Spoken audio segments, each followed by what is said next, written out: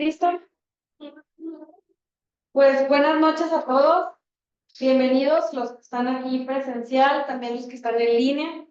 El día de hoy pues es un día muy especial, que es nuestra última sesión del año de 2025. Que tenemos el honor de presentar a la doctora Virginia González, ampliamente conocida en nuestro medio, ¿verdad? Neonatóloga, tanto de medio privado, medio institucional. Y bueno, pues hoy nos viene a hablar de un tema que, como les comenté, es muy importante, tanto nosotros pediatras, residentes, lo que es el CPAP neonatal en forma práctica.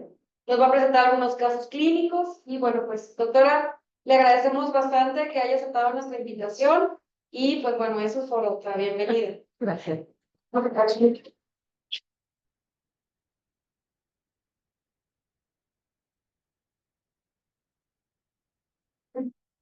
¿Listo? Bueno, no. A ver, que nada, muchas gracias. Ahí les doy la invitación. Hoy vamos a tratar de hacer un ejercicio que a mí me gusta particularmente porque es lo que no sabemos, tratar de organizarlo en la práctica, que a veces es lo que necesitamos. Podemos ir a tomar cursos e ir a hacer una serie de cosas, pero aterrizarlo en el paciente es ahí el rollo. ¿Sí? Entonces, esa es la finalidad. Les voy a pedir, cuando va a aparecer en un ratito más un código, ¿sí? Para que lo escaneen, porque van a practicar, solo soy yo, todo, ¿sí? Y eso es lo interesante. Entonces, ¿abajo se avanza? Sí. Bueno, voy a comenzar con esta pregunta, que voy a serles honesta, se lo oí a un pediatra hace algún tiempo, y la verdad me preocupó mucho y por eso me motivó a hacer la plática. Y es, ¿qué sabes de CPAP? ¿Sí? La verdad, tenemos ya 15 años trabajando con el CPAP, pero todavía no hemos logrado. Entonces, lo que contestó fue esto: yo no sé nada, yo solo lo recibo y lo intubo. Y la verdad es que la neonatología, ahora su consigna es: mientras menos los intubemos, mejor, ¿sí? O sea, nuestro primer instinto debe ser no intubar. ¿Qué puedo hacer para no intubar al paciente? ¿Sí? Porque la verdad es que cuando vemos placas como esta, ¿sí? Con este daño pulmonar, este es un prematuro de 27 semanas, una semana después de intubado, y si se fijan trae ulas y un enfisema tremendo, ¿sí? Y obviamente este niño va a desarrollar displasia, va a tener lesiones pulmonares porque la displasia se asocia con el daño cerebral, y sacarlo del ventilador va a ser mucho más complicado. Entonces, en la actualidad de neonatología de verdad está mudándose al proceso de tratar de no intubar a los pacientes. Entonces, ¿qué ha venido a revolucionar en los últimos? El CPAP. Yo quería recordarles las partes del CPAP, recordarles que tiene una interfase que conecta con el paciente, tiene vamos a decir, dispositivo de presión, que casi siempre es presión de agua, tiene un mezclador de oxígeno, que es lo más recomendable, que nos brinde fracciones de oxígeno, y tiene además un humidificador. Podemos tener todo esto, pero sabemos que el humidificador es la clave de mucho del éxito, ¿sí? Hace algún tiempo aquí llegó el Cookson. El mayor problema del CPAP Cookson o de este dispositivo es que no tenía humidificador. También sabemos que sin este calor y humedad, el CPAP tiene mayor riesgo de complicaciones. Por lo tanto, el sistema de CPAP tiene que tener eso. ¿Qué causa el CPAP? Bueno, vamos a verlo. Lo primero es que aumenta la capacidad residual funcional. No necesitamos ventilarlo, no necesitamos. El CPAP va a hacer que el pulmón se expanda por sí solo, y que si al nacer el niño tiene atelectasias, estas vayan remitiendo. va a reclutar poco a poco los alveolos y va a hacer que la oxigenación y el intercambio sea mejor. Va a mejorar el volumen respiratorio circulante, o sea, el bebé va a meter mejor aire y lo va a sacar de manera más fácil, ¿sí? Y estimula la secreción de surfactante. O sea que el CIPAP está demostrado que si un paciente es un pretérmino limítrofe y puede que tenga dificultad porque su surfactante aún no es suficiente en cantidad, pues colocarlo al CIPAP va a mejorar. ¿Qué hace? Sobre todo disminuye la inactivación del surfactante. ¿Sí? Quiero que vean este video. A mí me gusta mucho porque esto, cada vez que pongo un CIPAP, pienso en este video porque es como lo que está pasando con el bebé. ¿Sí? Este video lo hace la doctora y es en conejos. Y inicialmente vemos la respiración de un este es un conejito recién nacido, sin CIPAP. Luego vamos a ver cuando le colocan el CIPAP y luego vamos a ver cuando ya colocado el CIPAP, se lo vuelven a quitar. ¿Sí? Quiero que pongamos atención y lo veamos.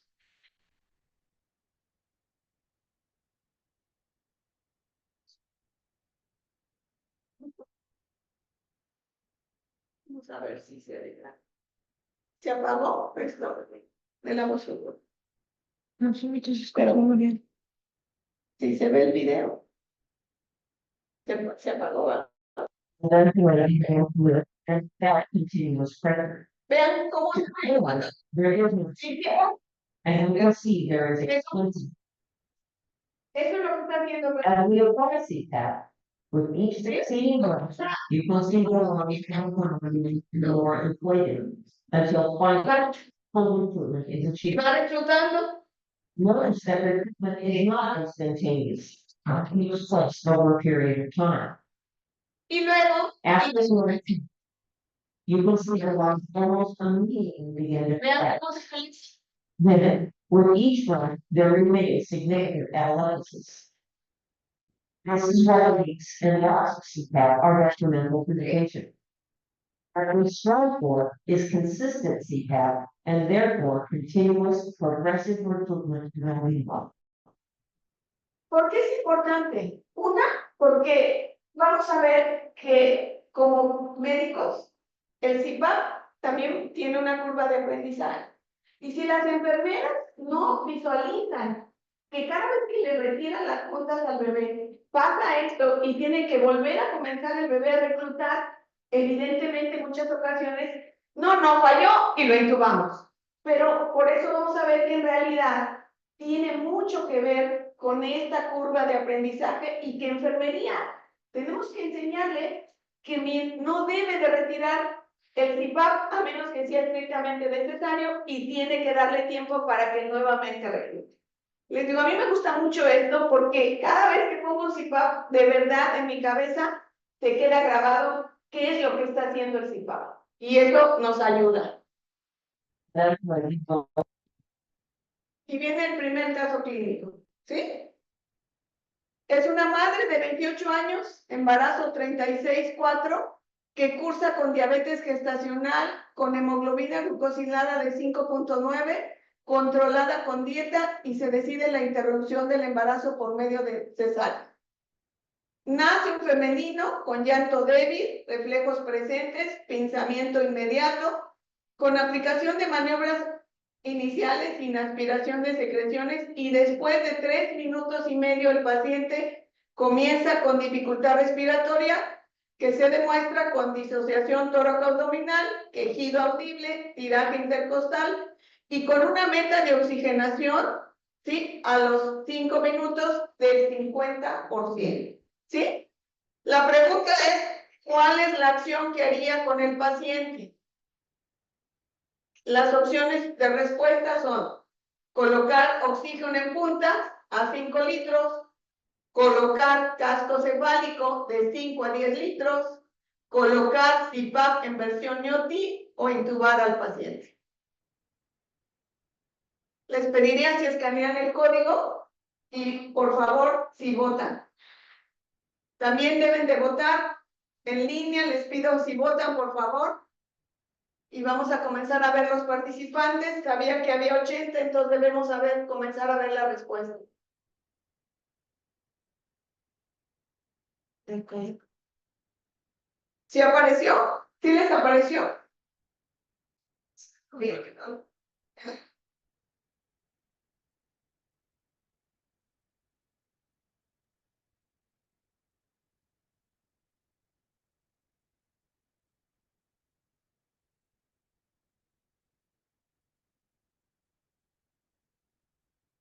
¿Sí apareció? Sí, pero no ponen bien respuesta, ¿no? No. No, ustedes. Pero no se llaman distinto. Sí, y ya aparece y entonces debe de comenzar a aparecer acá.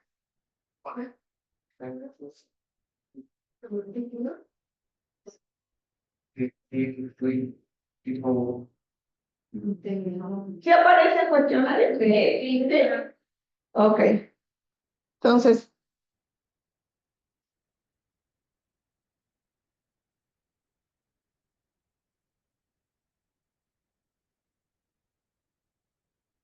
lo checamos justo antes de, pero no sé si se cambió. Ahí va. ¿Sí? Ahí va. Van 40 respuestas, pero tenemos 80 en línea. Creo que falta gente por contestar. Esperemos que puedan contestar.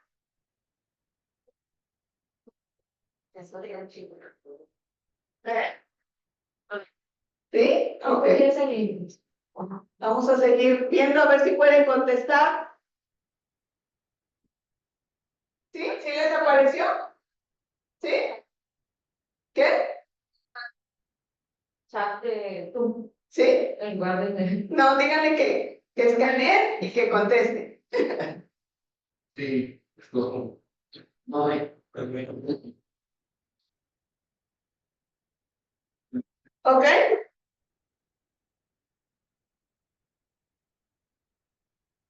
Bueno, vamos a ir revisando las preguntas.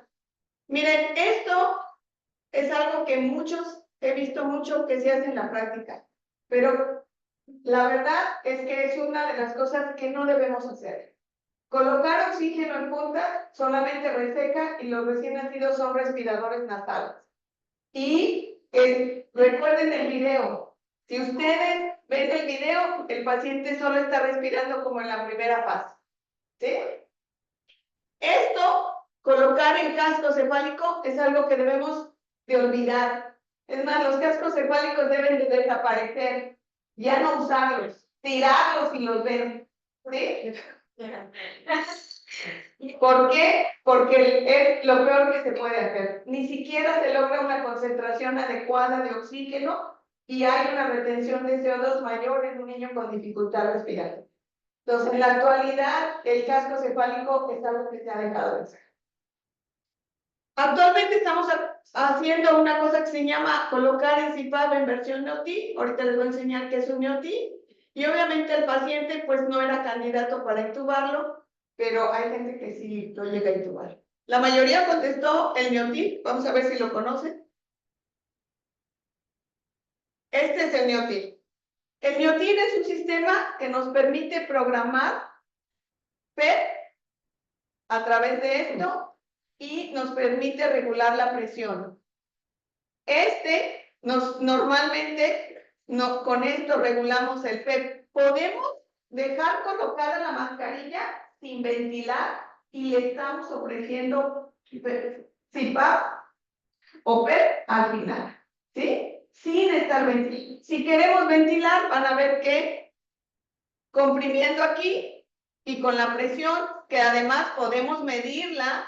Por ejemplo, si tenemos residentes que sabemos que a lo mejor la mano no le da, ¿sí? Aquí podemos medir que no sea más allá de 20 o de 25, aunque con el nuevo manual de reanimación ya subieron el límite hasta 25. Entonces, en la 9ª edición podemos checar y ver.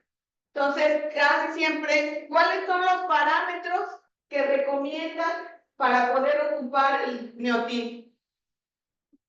FiO2 al 40 o a 2 litros, si no tienen mezclador, pueden incrementar la oxigenación hasta que la oxigenación se incremente a 95, 98. Algunos recomiendan colocar el neotip a 10 litros y de ahí comenzar a disminuir. O sea, que pueden hacerlo de las dos maneras. FiO2 al 40, iniciar con 2 litros o comenzar con 10 litros e ir disminuyendo poco a poco. 2. PEP puede ser lo mínimo que se recomienda son 6. Menos de eso no sirve. Y se puede incrementar hasta 7 sin riesgo. Y programar la presión de 20 a 25 en caso de que requieran presión positiva. ¿Sí? Con el sistema de neotip pueden dar CPAP, o sea, solo colocan la mascarilla y están dando CPAP, y si quieren ventilar, solo obstruyen y con eso comienzan a ventilar. De manera regular, ¿sí? Este dispositivo tiene la virtud de que solo se conecta al flujómetro. Le ponemos oxígeno y nos da la presión que necesitamos. ¿Sí? Al paciente se trasladó a la UCI y se coloca CPAP burbuja con un PEP de 7, un FiO2 al 60, un flujo de 5 litros, con lo cual se logra una saturación de 95 y mejora el patrón respiratorio. La pregunta es, ¿cuál es el siguiente paso en la valoración del recién nacido?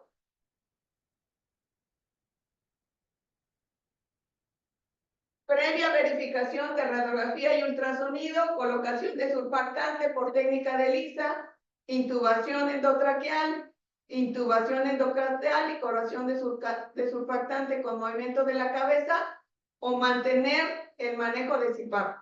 Les pediría si pueden votar. No necesitan escanear, les aparece si ya tienen abierta la ventana. Ese está para, ¿sí? Ahí les debe de aparecer, ¿sí? Vuelve a aparecer otra vez.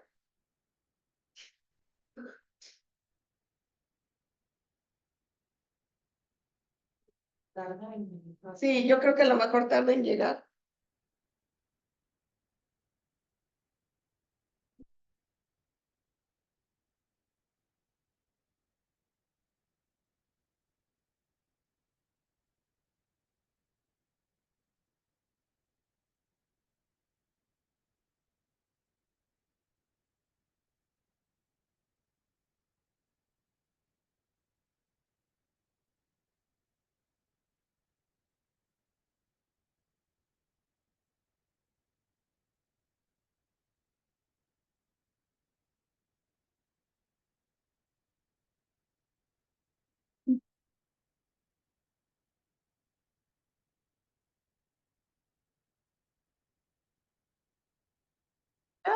¿Qué pasó?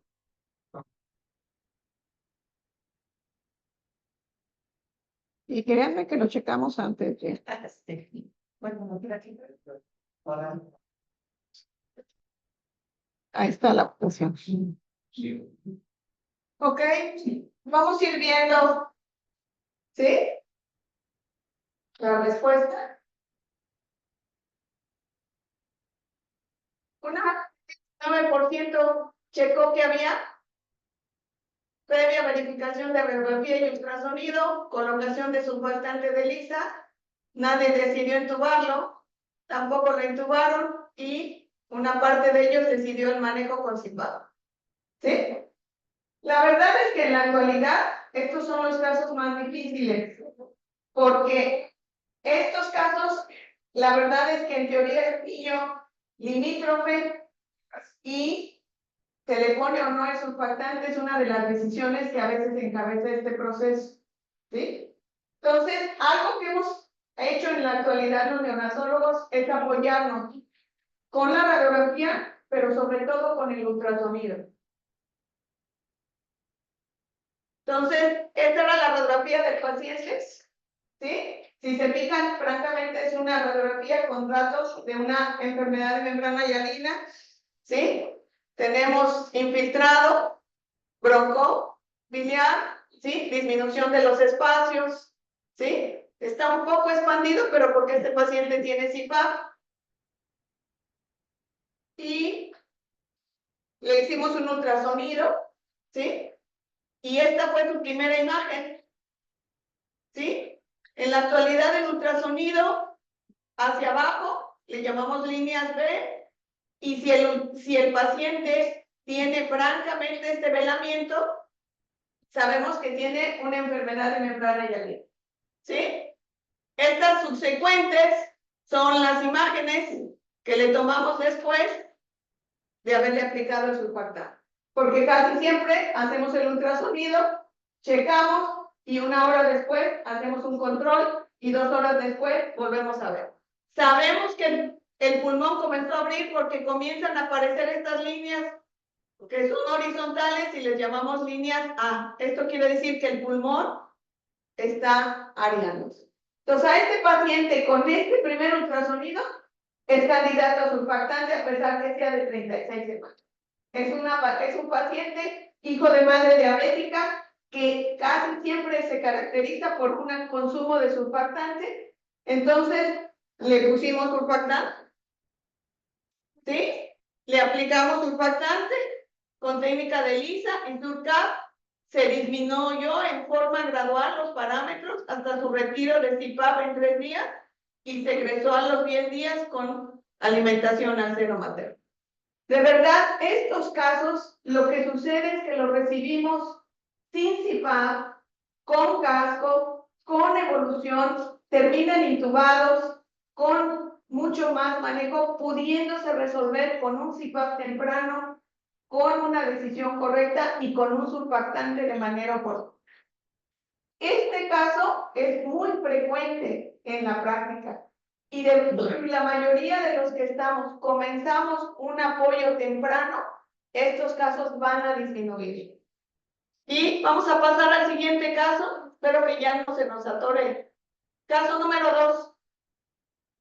Esta es una madre de 32 años con embarazo de 38,6 que cursa con un embarazo normoevolutivo, con control prenatal de más de 10 consultas, ultrasonido estructural normal, solo se detecta circular de cordón no apretada, inicia con trabajo de parto, se realiza monitoreo con tococardiográfico y se detecta bradicardias, con recuperación lenta de la frecuencia, por lo que se decide interrupción del embarazo, ¿sí? Por medio de cesárea. Se recibe, este es el clásico caso que nos presentan los kines, ¿eh? ¿Está todo bien? ¿No le duele nada? Se recibe masculino con llanto ready, reflejos presentes, pinzamiento inmediato, aplicación de maniobras iniciales sin aspiración, presenta quejido respiratorio con Silverman de 5 y oxigenación en 90%. ¿Cuál sería la siguiente intervención a seguir? Colocación de puntas de oxígeno a 4 litros, colocación de casco cefálico a 10 litros, intubación o colocación de CPAP nasal con miotín. Por favor, si pueden votar. Ahí está el código para escanear los que hayan llegado tarde.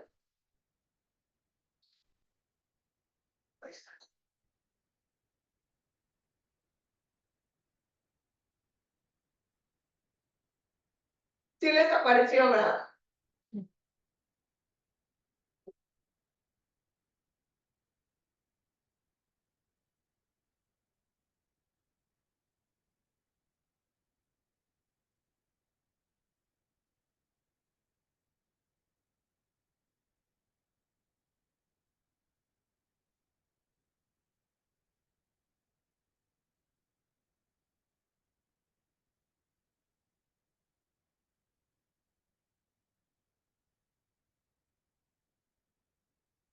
¿Está?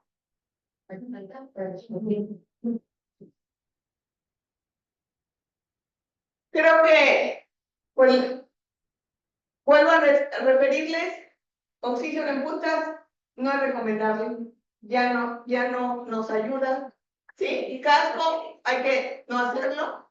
Intubación, la verdad es que el paciente habría colocarle CPAP nasal con Neotip, parece que la mayoría está poniendo atención, ¿sí? Entonces, ¿por qué? Porque le pusimos un CPAP temprano al inicio, ¿sí? Se coloca CPAP con parámetros de 7 de agua, PO2 al 40. El paciente satura 100% con este dispositivo y se traslada a la unidad de cuidados intermedios. Al llegar se coloca CPAP burbuja con mismos parámetros. Se dé presentación con sonda dosis de 50 mililitros en infusión para 1 hora. Se toma gasometría capilar, la cual reporta pH de 7.52, PCO2 de 20, PO2 de 180, exceso de base de -2, bicarbonato de 16. Y se toma la siguiente radiografía compatible con una taquipnea transitoria del recién nacido. De hecho, el paciente tenía una cisuritis muy característica y estaba sobreexpandido. Es importante recalcarles, la mayoría de las veces tenemos miedo a darles de comer a los recién nacidos con dificultad. Y en la actualidad, el darles de comer les sirve también para que estén tranquilos. El paciente puede darle desde pequeñas dosis y se recomienda que sea en infusión cuando se maneja el CPAP, porque el CPAP hace que traguen aire. Y si ustedes le dan de comer en bolo, la mayoría de las veces va a vomitar y lo van a dejar en aire.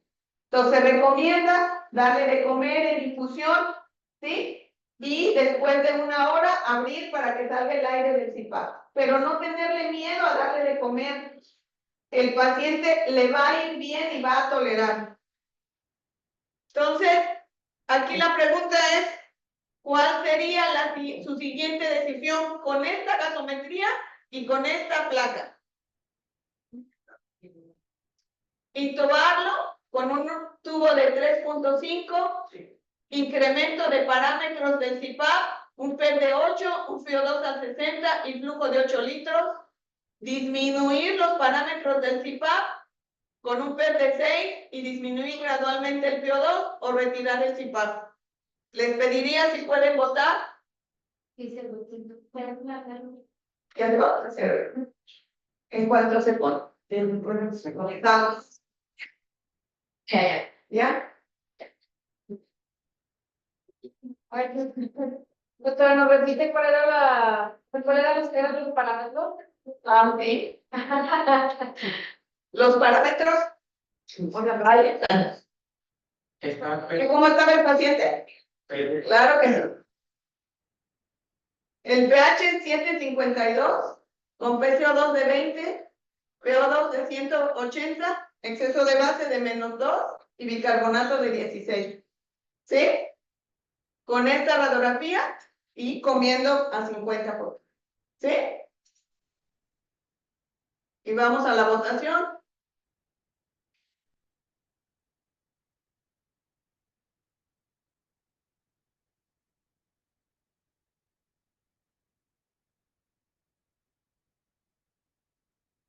¿Ok? Obviamente nadie lo intubó, porque además, ¿sí?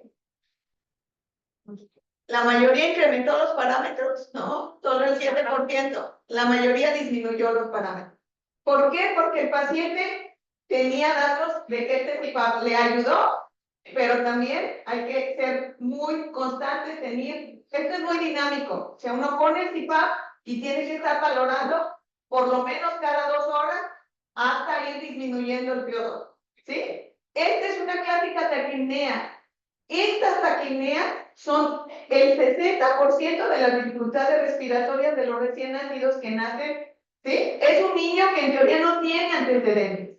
Entonces puede hacer una taquipnea tan solo por el fenómeno del cordón y del el gasto fetal bajo en las últimas horas de su nacimiento. Y con un CPAP oportuno le va a ir muy bien. ¿Sí? Y todavía no era candidato para retirar el CPAP. ¿Sí? Se disminuyó el CPAP, se disminuyó en forma gradual, 12 horas después se retiró y se egresó con la madre 48 horas, se tuvo en alojamiento 48 horas alimentándolo al seno y se fue a su casa. ¿Sí? Entonces, es importante un CPAP temprano en este tipo de taquipnea. Puede que en 12 horas se remita, que no requieren ni ayuno, no requieren soluciones, pueden estar comiendo, pueden estar en vigilancia y lo más probable es que se van a ir con la mamá en este proceso. Todos son casos clínicos reales, de pacientes que hemos trabajado.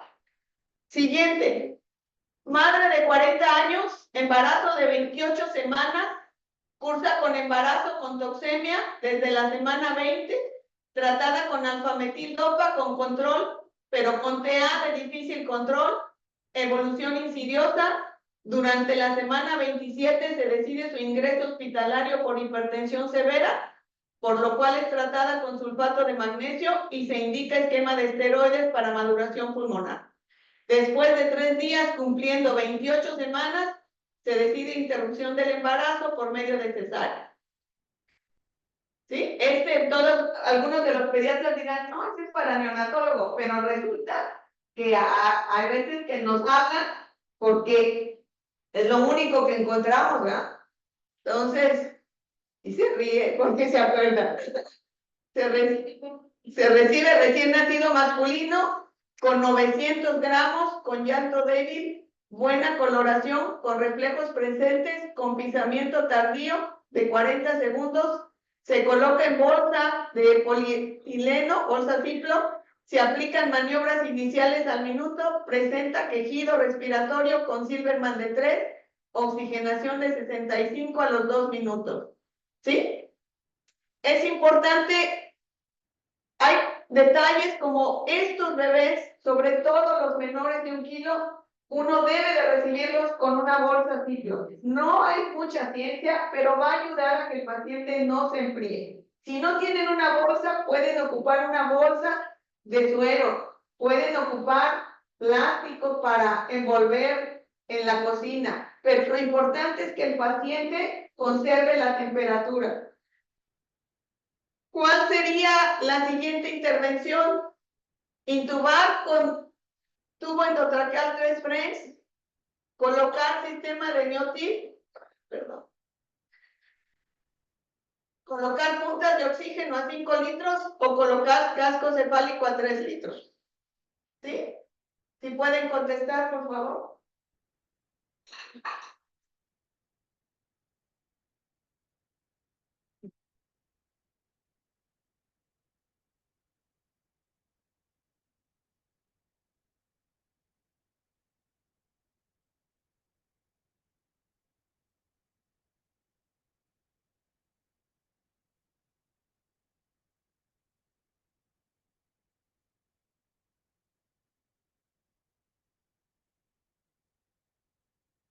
Bueno, me da gusto que ya nadie contestó aquí. ¿Sí? La verdad es que quiero decir que estamos poniendo atención de lo que sí, no hay que colocar ni puntas ni casco.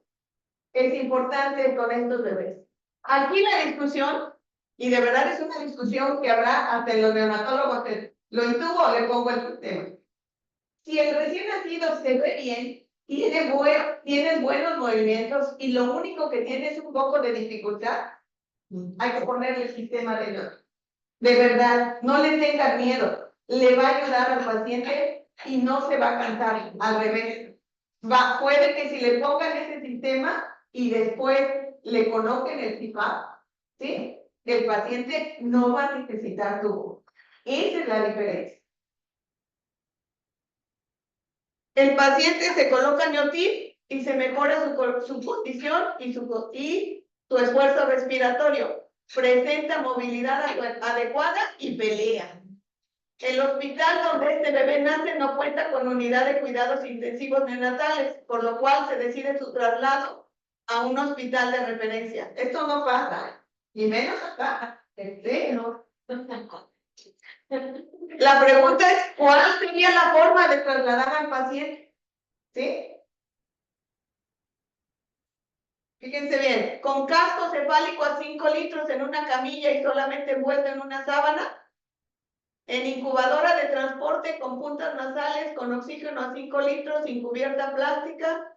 En incubadora de traslado al máximo de temperatura, con su sistema de NEOTIP, con parámetros de PET de 7, PO2 al 45, flujo de 10, con programación de presión de 21 de agua en caso de necesitar presión, en su bolsa y encima papel aluminio o manta de aluminio. Sí. O en incubadora de traslado con mínima temperatura, con CIPAP Hudson, con PET de 5, PO2 al 100 y con cubierta de polietileno. Por favor, si son tan amables de votar.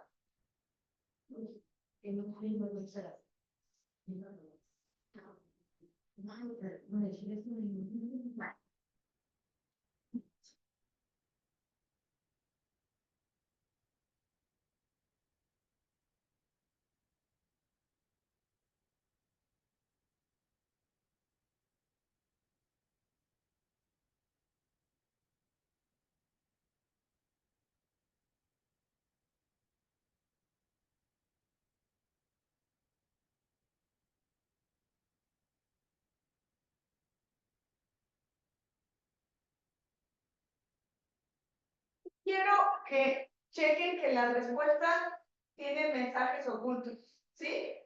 Una de las cosas que no ponemos atención es en cómo va el traslado y lo más importante, en qué le vamos a decir a los paramédicos, ¿sí? Muchas veces ya tenemos la opción de que sí consiguen una incubadora de traslado, pero hay que decirle a los paramédicos que estas incubadoras tienen que estar lo más caliente que se pueda. O sea, hay que programar que la incubadora tenga el mayor temperatura. Si esta temperatura es de 37 o 38, así tiene que ser.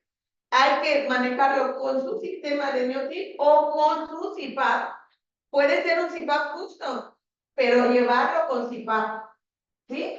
En la actualidad he estado trabajando, todavía no lo logro al 100, con un curso para CIPAP para los paramédicos, porque deben de saber cómo trasladar al paciente y si se traslada con CIPAP, esto va a mejorar. ¿Sí? Y en caso de prematuros tan pequeños, el de enviarlos en una bolsa Ziploc y envueltos con papel aluminio, que puede ser hasta el papel con el que envolvemos en la casa, mantiene la temperatura. Hay 2 estudios que demuestran que este paquetito puede aguantar la temperatura 3 veces más que si no fuera nada. ¿Sí? Entonces va con su bolsa de plástico y su bolsa de aluminio. Y de esa manera el paciente va a llegar en mejores condiciones. ¿Sí? El paciente se recibió en el hospital de referencia, se coloca en ventilación no invasiva con CIPAP, con presión soporte, se realiza ultrasonido y se determina que no cursa con enfermedad de membrana hialina, por lo cual no se administra surfactante, se mantuvo con ventilación no invasiva por 2 semanas y luego se cambió a CIPAP burbuja por 3. Finalmente se colocó en puntas de alto flujo hasta el retiro gradual de oxígeno y se egresó al mes y medio de vida. Aquí es importante porque esta es la otra parte que hemos venido trabajando, que es algo a lo que aún los neonatólogos crean que nos resistimos porque todavía no hemos hecho mucha escuela, pero ya tenemos este proceso y es algo que les quiero comentar, que se llama soporte ventilatorio no invasivo. Nos sentimos más seguros intubando al paciente y ventilándolo, pero de verdad que nos falta trabajar estas opciones. Hay ya toda esta variedad.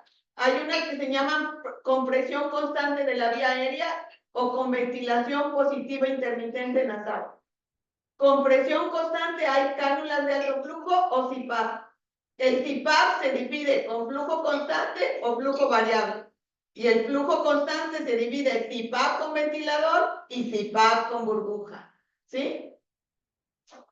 Por el otro lado tenemos ventilación con presión intermitente nasal y hay BiPAP, ¿sí? Que es a través de una mascarillita. Hay ventilación con presión intermitente nasal o con ventilación intermitente con soporte. Y hay bajo nasal, que es ventilación de alta frecuencia a través de las narices. ¿sí? Yo les voy a comentar que mi experiencia en el materno es que en ocasiones los dejo en ventilación nasal. Yo solo voy los fines de semana y ¿qué creen? El lunes lo intuban. Porque yo siento que hay una parte de la neonatología que todavía no ha retado el hecho de hacer escuela para la ventilación nasal. Y vamos a ver qué se ha demostrado en otros lados donde sí han comenzado a hacer este proceso. ¿Sí? Casi siempre lo que más se maneja es la cánula nasal de alto flujo, el BiPAP, la ventilación nasal no invasiva, que puede ser sincrónica o asincrónica, se sincroniza a través de un cinturón, y lo que ha venido también revolucionando se llama ventilación de alta frecuencia nasal. La doctora Mari estudió qué pasa si yo hago y pongo ventilación y lo inicio, que es la morada, y cuánto de esto termina con el éxito de CPAP. Y lo hace a través de las semanas de edad gestacional. Quiero que vean, por ejemplo, que en pequeñitos como 23 y 24 se inicia, pero es mayor la tasa de éxito. ¿Sí? Se inicia, pero vean, por ejemplo, cuando llegamos a la semana 30 y 34, donde el éxito es tanto como el inicio. ¿Qué quiere decir? O sea que un paciente bien manejado, con su ventilación nasal, con su proceso, puede nunca requerir intubación. Y eso va a hacer que desarrolle menos displasia, menos lesión y menos proceso. Yo les quería traer esto porque es algo que de verdad tenemos que comenzar a trabajar. La escuela de la ventilación no invasiva es una escuela. Hay que hacerla. Y tenemos equipos en todos los hospitales que pueden tener ventilación no invasiva, pero es algo que no exploramos, que no le picamos y que tenemos que enseñar al personal y al trabajo para eso. Esto se los dejo como algo que a lo mejor es un sueño mío. ¿Cuáles son las claves para el éxito del CPAP? Porque el CPAP es un proceso, ¿sí? La primera, usarlo. O sea, hay que dejar de tenerle miedo al CPAP. Hay que colocar CPAP. Dificultad respiratoria es igual a CPAP. Pero hay que entender una cosa. Tiene una curva de aprendizaje en el médico, en el personal de enfermería y en los administrativos del hospital. Aunque no lo crean, porque hay diferentes tamaños de punta, hay mascarillas chiquitas, hay fronts o hay mascarillas, hay dispositivos de Drager, hay dispositivos de Hewlett Packard, pero si uno no los pide y no los conoce y no los aplica, nunca se da esta situación de curva de aprendizaje. Y esto permite que uno tenga el material y tenga todo el proceso y lo aplique y el CPAP sea exitoso.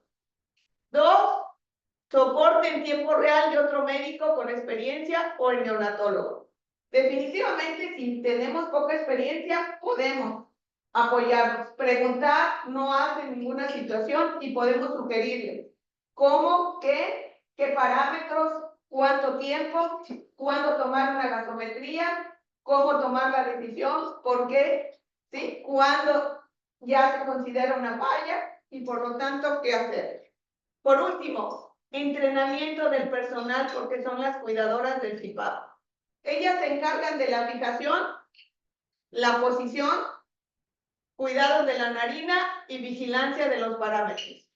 Hace aproximadamente 6 meses estuve en Matamoros y tuve la oportunidad de pasar a uno de los hospitales de allá privados y vi 3 pacientes. Y me llamó muchísimo la atención que el recién nacido tenía el CPAP, pero casi jalado hasta acá, ¿sí? Y el otro traía un gorro más grande que él. Y por último, el último traía una mascarillita muy chiquitita para su nariz, ¿sí? Esto solo refleja que el personal de enfermería no ha aprendido. Esto se va aprendiendo. En el materno, hace unos 5 años o más, yo creo que 10 años, trajimos el CPAP y hoy no batalla uno para colocar un CPAP, pero ha sido un proceso de que las enfermeras cada vez van mejorando el proceso. Por último, ¿sí? Y no más importante, vuelvo a decirles, saber de los dispositivos, saber de las ventajas, así como los insumos, saber cómo conectarlos, ¿sí? Y saber que hay varias opciones para eso, ¿sí? Pero uno en general puede ocupar varias en ese proceso. Y bueno, les dejé esto como, este es el distribuidor de Neotip, que alguien pregunta, cuesta 700 pesos. La verdad es que no es una cosa cara y puede ayudarnos en muchos procesos y en muchas situaciones y nos puede ayudar en ese proceso, ¿sí? Y pues yo estoy a sus órdenes para lo que les ofrezca, ¿sí?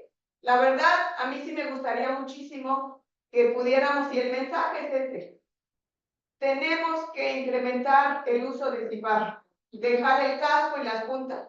Yo agradecería en el alma dejar de recibir recién nacidos de todos lados, porque aquí no hay nadie que se salve, que llegan con puntas, que llegan con casco, porque eso me refleja que todavía no hemos logrado mejorar la definición esencial. ¿Sí?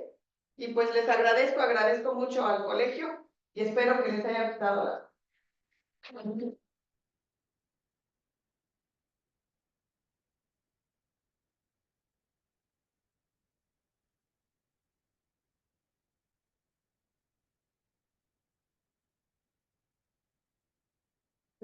¿O no entendieron? ¿O no?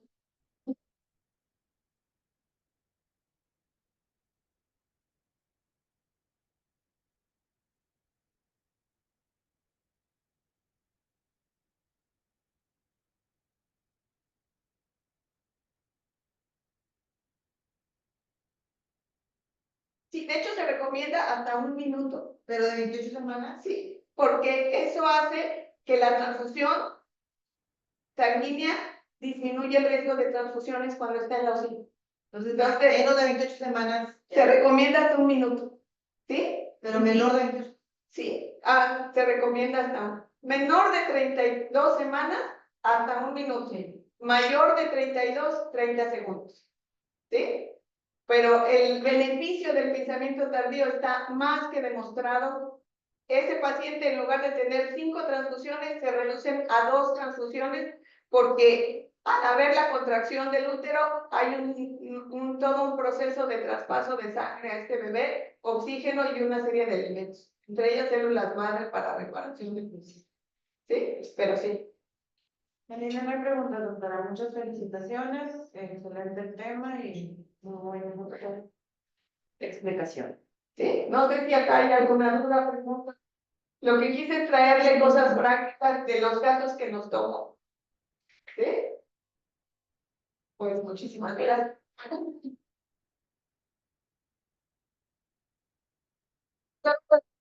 Del Colegio de Pediatría, le agradecemos que haya aceptado la invitación, ¿verdad? Para con esto le entregamos este reconocimiento.